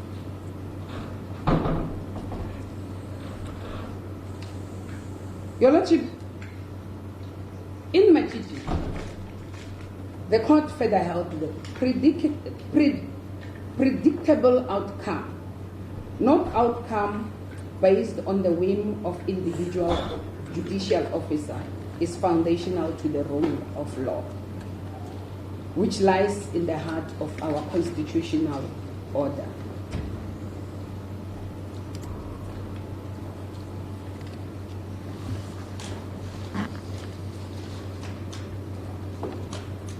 Your Lordship, in the case of Christian Education South Africa versus Minister of Education, the Constitutional Court held that under Section 7 sub 2, the state is obliged to respect, protect, promote, and fulfill the rights enshrined in the Bill of Rights.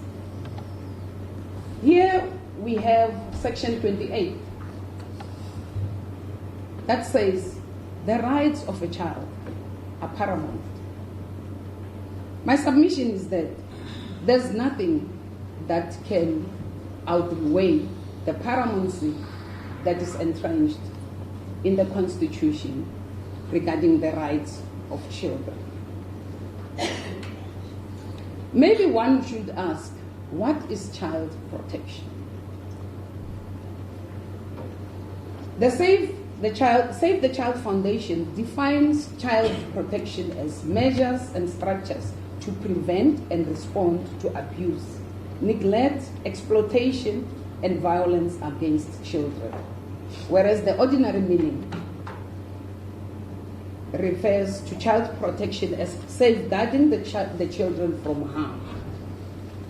In order to safeguard or protect the children, especially children 12 years and below, children who cannot consent to sexual intercourse, then there must be full protection. Looking into the fact that there are measures in place when now a child 12 years and below has been offered protection to say such child should not come before court, should not testify in an open court. That is protection. The very same child who has been violated, after conviction, now the court says, we have heard you, we have protected you, Now, let's hear if we can find substantial and compelling circumstances to deviate from. Your Lordship. Your Lordship, that is correct. But my submission is that should a person be convicted of rape of a child 12 years and below, the fact that such a child cannot consent, the court should not even try to call the accused to say, prove if there are substantial and compelling circumstances. Such perpetrators should know that rape of a child 12 years and below, they do it in their own peril. I know there will be, as the court pleases. Your Lordship, it is true. Your Lordship, the court is called to uphold the Constitution, and where now, and the rule of law, and where now the.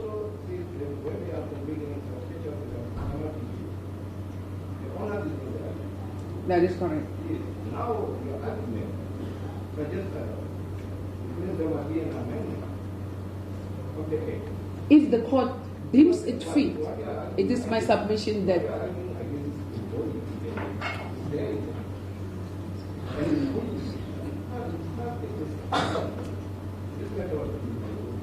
as the court pleases, Your Lordship, I will leave it to that. And then it is my final submission that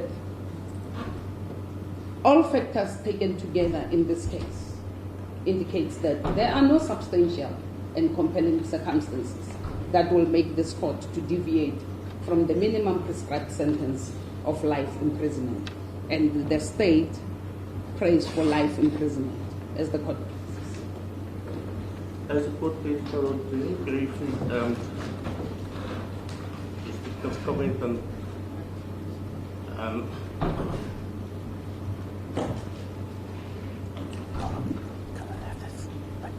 my Lord, my submission is that apart from what we see and what, because the argument is that there is no remorse, from what my learned colleague observes. The experts who looked into his personality is of the view that there is true remorse. My Lord, the question was asked, why was the poem not read to the complainant when she testified? I did choose to convey in words. I think the poem would have confused her, with respect.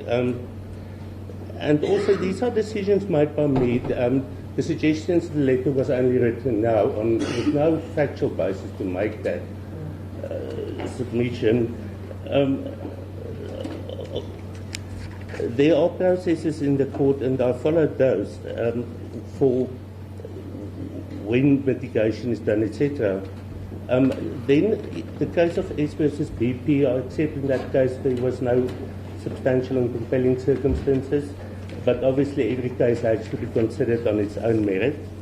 And if this one case is the same case I'm thinking of, just for interest sake, there the court did deviate from the minimum sentence.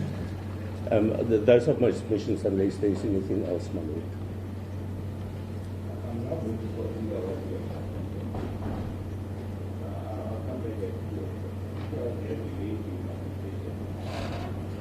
There's a That's good business.